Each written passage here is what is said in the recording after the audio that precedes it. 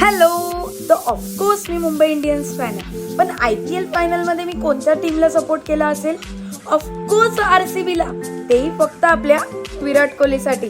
चला तर मग मॅच साठी रेडी होऊया. फर्स्ट वन आपण यूज करणार आहोत Faces Canada rose gold stroke cream, जी आपण बेस म्हणून पण यूज करू शकतो, पण मी हिला मिक्स करणार आहे हायड्रामॅट फाउंडेशन सोबत,